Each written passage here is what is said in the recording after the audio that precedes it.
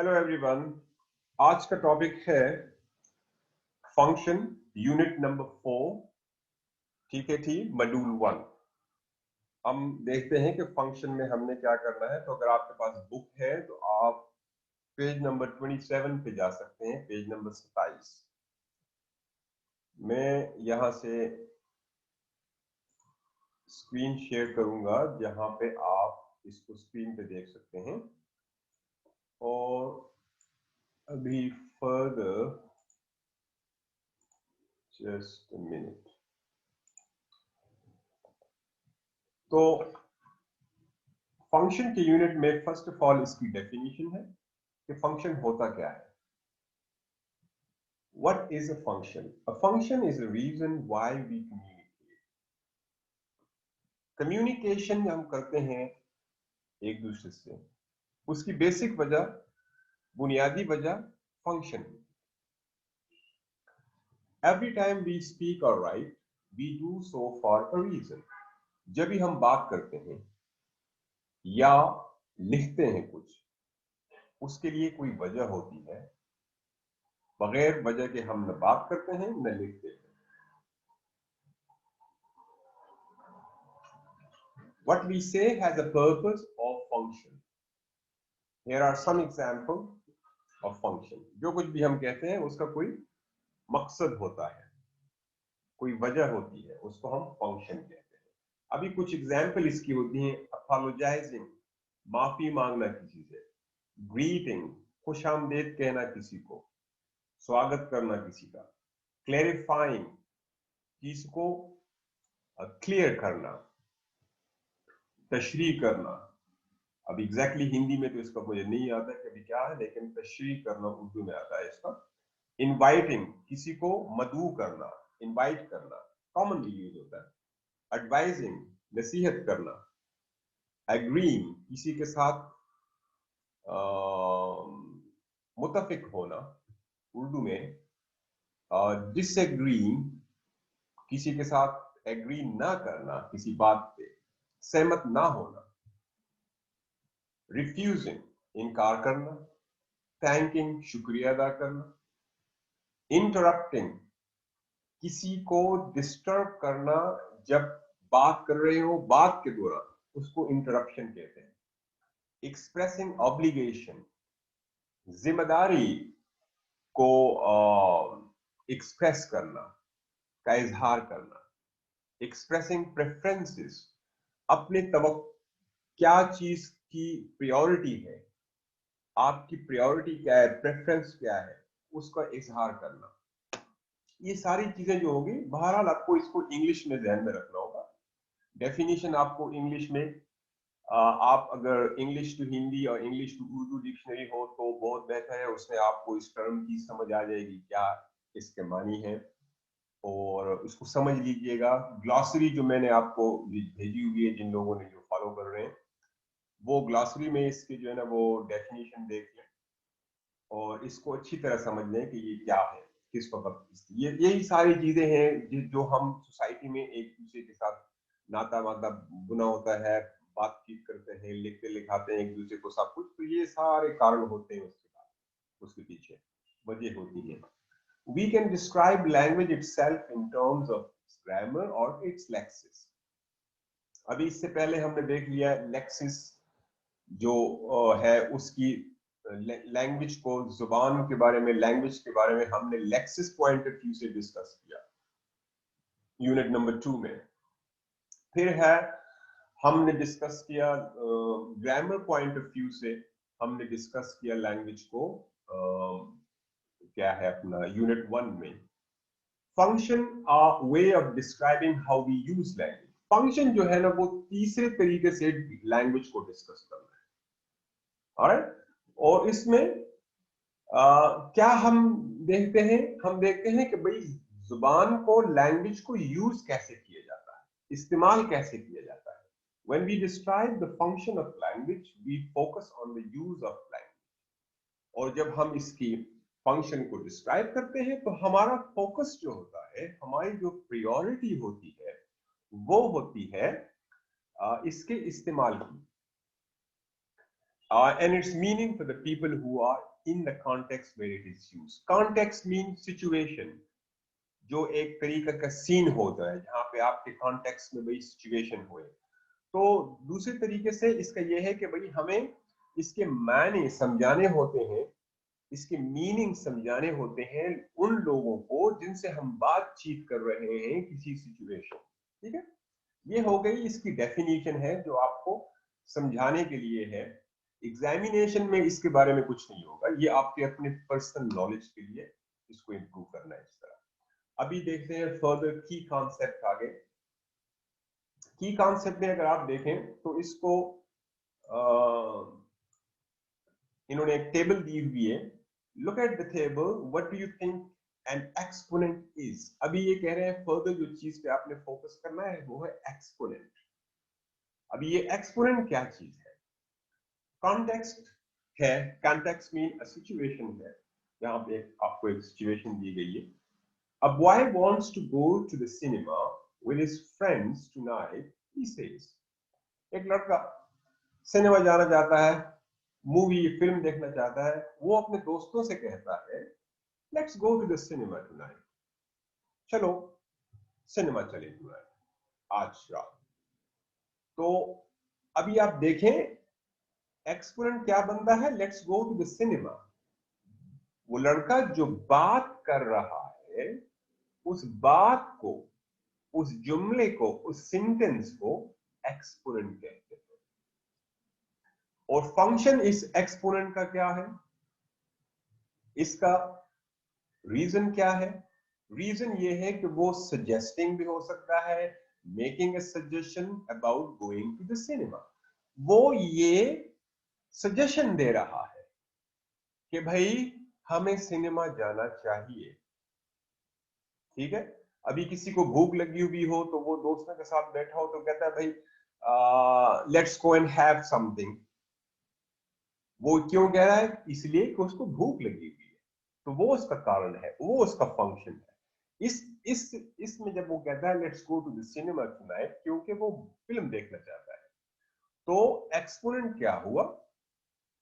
Let's go to the cinema tonight. So exponent वो चीज है जो हम बोलते हैं दूसरों को समझाने के लिए अपने मतलब को, जो हम बात करते हैं। तो सादे से अल्फाज में हो गया बात करना। ठीक है, और इसमें भी फंक्शन क्या बन रहा है? इसका फंक्शन बन रहा है सजेस्टिंग, वो सजेस्ट कर रहा है। अभी देखें इस बात में लेट्स गो मीन सजेशन। वो ये नहीं कह रहा है कभी चलो, मीन ये नहीं कह रहा है कभी तैयार हो जाओ चलो चले, ऑर्डर नहीं दे रहा है, सजेशन दे रहा है। इस तरह से आप देखें यहाँ पे एक और कॉन्टेक्स्ट दिया हुआ है, एक लड़की अपना तारुफ कराती है तो वो इंट्रोड्यूसिंग योरसेल्फ, इसमें आप जा सकते हैं देखें ये बाकी एग्जाम्पल भी। अभी जाते हैं नीचे पैराग्राफ पे। The language we use to express a function is called an exponent. इसको अंडरलाइन करें और ये इसकी एक्सपोनेंट की डेफिनेशन है। जुबान, लैंग्वेज, अल्फाज जो हम यूज करते हैं function to express a function, किसी फंक्शन के लिए जब हम कोई अल्फाज यूज करते हैं उसको हम एक्सपोनेंट कहते हैं।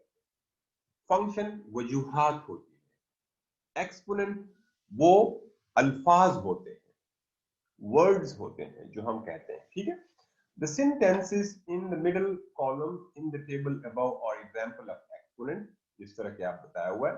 the third column is function, ये इसकी इसमें एक्सप्लेनेशन है इस टेबल की जो आपको दी हुई है, जो हमने डिस्कस कर लिया। तो हम जाएंगे नेक्स्ट पैराग्राफ पे। नेक्स्ट पैराग्राफ में ये कहते हैं an exponent, sorry, exponent can express different function at the same time.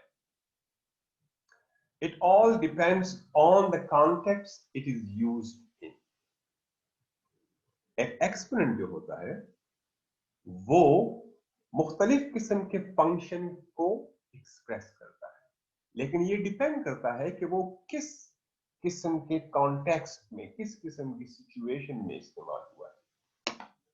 For example like see I am so tired, एक आदमी कहता है, एक बंदा कहता है मैं I am so tired. This could be an exponent of function of describing feelings. ये एक्सपोनेंट हो सकता है फंक्शन किस चीज के लिए, फीलिंग्स को डिस्क्राइब करने के लिए। But who is saying it, who is he and she saying it, लेकिन ये कौन बात कर रहा है और किस से बात कर रहा है, उस चीज से हमें समझ आएगी कि भाई इसका इसका फंक्शन क्या है। अभी हमारी जो यहां पे टॉपिक है वो ये है कि एक एक्सपोनेंट डिफरेंट सिचुएशंस में डिफरेंट फंक्शन को की एक्सप्लेनेशन करता है। कैसे? अभी एक फिक्रा हम कहते हैं, एक सेंटेंस डायलॉग हम कहते हैं, आई एम सो टायर्ड, लेकिन अभी सिचुएशन पे डिपेंड करता है कि किस सिचुएशन में आप बात कर रहे हैं और किस सिचुएशन में इसके मानी क्या है। फॉर एग्जाम्पल यहां पे देखें कि आप बात किससे कर रहे हैं और किस सिचुएशन में है। अभी इसको हम देखेंगे नेक्स्ट पेज पे। Okay, let me go to the next page. वहां पे हम देखेंगे दो डिफरेंट सिचुएशन में इसकी दो डिफरेंट मीनिंग्स होंगी।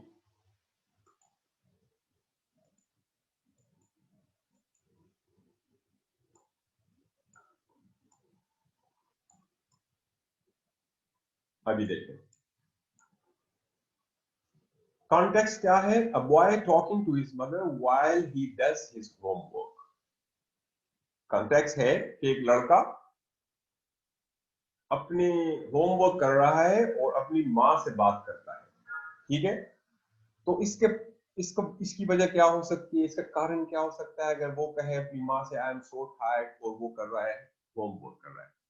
Requesting to stop doing homework. बच्चे जो है ना वो काम, स्कूल का काम जो है ना वो इतने शौक से नहीं करते, तो वो माँ से बहाने वाने करके बाहर खेलने के लिए जाने के लिए कहता है आई एम सो टायर्ड। अभी इस सिचुएशन में इस इसके मानी देख लें, इसकी मीनिंग देख लें, और अभी अगली सिचुएशन में देखते हैं कि क्या है। एक patient, a patient talking to his doctor.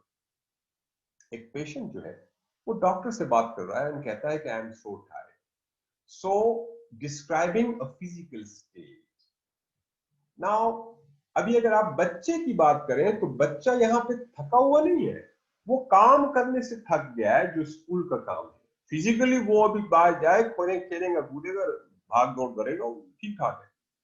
लेकिन अगर आप इसी फिक्र को, इसी सेंटेंस को आप देखें, जब एक डॉक्टर को एक पेशेंट आके बोलता है कि आई एम सो टायर्ड, तो वो अपनी फिजिकल टायर्डनेस के बारे में बोलता है कि मुझ में एनर्जी की कमी है, क्या मसला है, मुझे थकान रहती है, थकावट रहती है। ये बात थी जो हम पिछले पेज पे जो हमने डिस्कस की कि भाई एक एक्सपोनेंट मुख्तलिफ सिचुएशंस में इसके मीनिंग्स जो है ना वो मुख्तलिफ, फिक्र एक ही होता है, मीनिंग्स चेंज हो जाती हैं अकॉर्डिंग टू द सिचुएशन कि भाई कौन बात कर रहा है और किस से बात कर रहा है और किस किस्म की सिचुएशन में बात कर रहा है।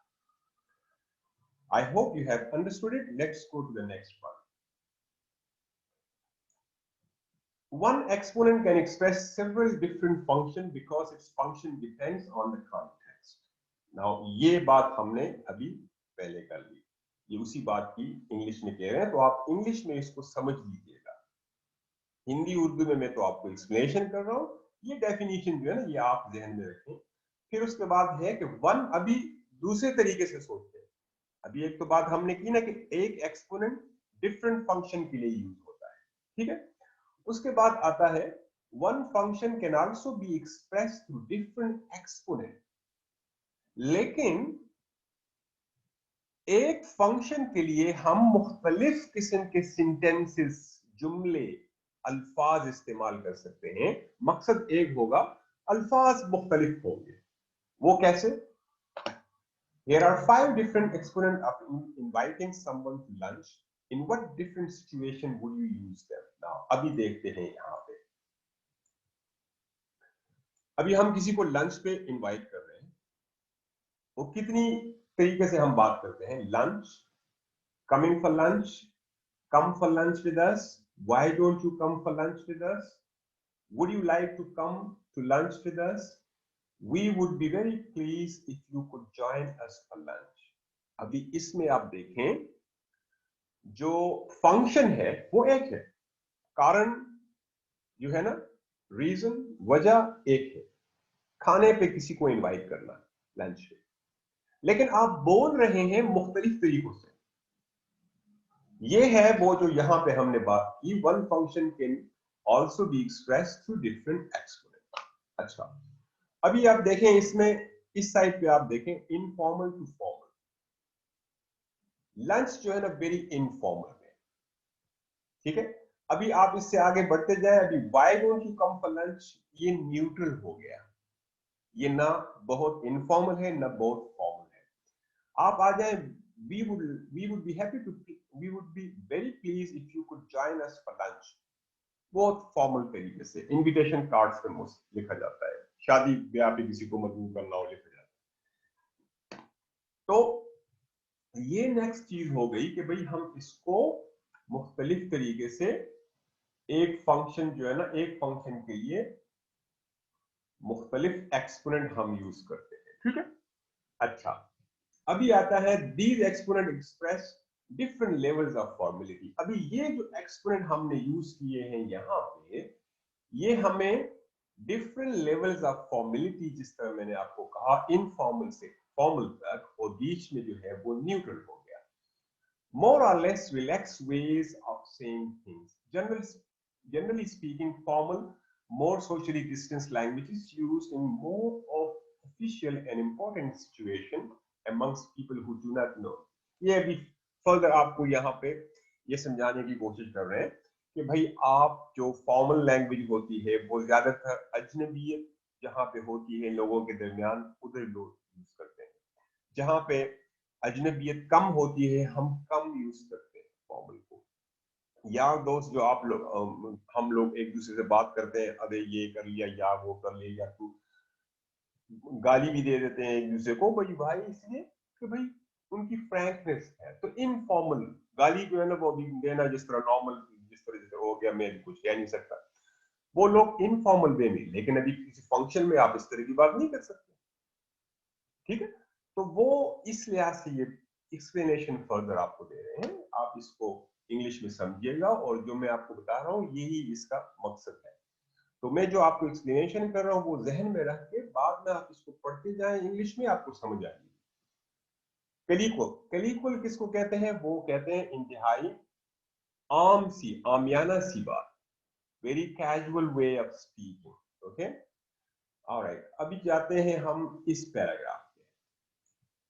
फर्दर ये आपको बताते हैं, people usually choose to use the level of formality that suits a situation. This is called appropriacy. लोग जो हैं वो लेवल ऑफ फॉर्मेलिटी को जो है ना वो कहते हैं appropriacy of the language। ये टर्म आप जहन में रखें। अगर एक लैंग्वेज किसी सिचुएशन के मुताबिक यूज की गई हो तो उसको हम कहते हैं appropriacy of the language। The language we use appropriately, मौजू, मुनासिब जुबान, लहजा जो इस्तेमाल किया जाता है मौके की मुनासिबत से। A teacher greeting her class, ना अभी ये आपको मिसाल दे रहे हैं कि एक टीचर क्लास में आती है and says, I would like to wish you all a very good morning, or hi guys. Both of these are likely to be inappropriate in many classroom situation। अगर एक टीचर क्लासरूम में आता है और कहता है I would like to wish you all a very good morning, तो student सारे उसके मुंह की तरफ देखेंगे कि भाई हमारी टीचर को आज क्या हो गया, ठीक है। इंग्लिश में जिस तरह very formal way of inviting something, तो क्लासरूम में इतनी वो नहीं होती फॉर्मेलिटी जितना तो वो दिखा रही है। और अगर वो इस तरीके से आ जाए कि कहे कि भाई हाय गाइस, तो वो भी बहुत इनफॉर्मल है। हाय गाइस को दोस्तों के साथ जो बेतकल्लुफ होते हैं उनके साथ इस तरह की जाती है। बेतकल्लुफी और फ्रैंकनेस तो हो सकती है क्लास में टीचर और स्टूडेंट की, बट इस तरह की नहीं हो सकती कि वो हाय गाइस कह रहे, ठीक है। दोनों मुनासिब नहीं है, इसको कहते हैं इनएप्रोप्रिएट लैंग्वेज, ओके। इस तरह से आपको इन्होंने दी हुए एक और एग्जाम्पल भी दी हुए, फर्दर आप इसमें जाए। रजिस्टर की बात हम करेंगे यहाँ पे। अभी language that reflects the situation in which it is used is often referred to register. Register हम कहते हैं जब एक लैंग्वेज किसी सिचुएशन में यूज की जाती है, फॉर्मली या इनफॉर्मली, तो हम इसको कहते हैं register. Language register, formal register to be use, it means language आपको फॉर्मली यहाँ पे यूज करनी है। इनफॉर्मल रजिस्टर मीन लैंग्वेज जो इनफॉर्मल है वो यूज करनी है। तो राइट, सो अभी ये हुआ एक पार्ट किसका। सेकंड पार्ट जो है ना हम नेक्स्ट वीडियो में अपलोड करूंगा। ये मेन एरिया है जहां पे आपको क्या है अपना ये पॉइंट्स जो मैंने बता दिए हैं इसको समझिए। किसी को भी अगर कहीं किसी की एक्सप्लेनेशन की जरूरत हो और कोई पॉइंट समझ नहीं आ रहा हो तो वो कमेंट्स में लिख दे, मैं सारे थ्रू जाके देखूंगा और फिर हो सके तो कमेंट्स में ही एक्सप्लेन कर दूंगा, हो सके तो मैं वीडियो अपलोड कर दूंगा। So thank you very much, and hopefully we'll see you in the next video. God bless you all. See you next time.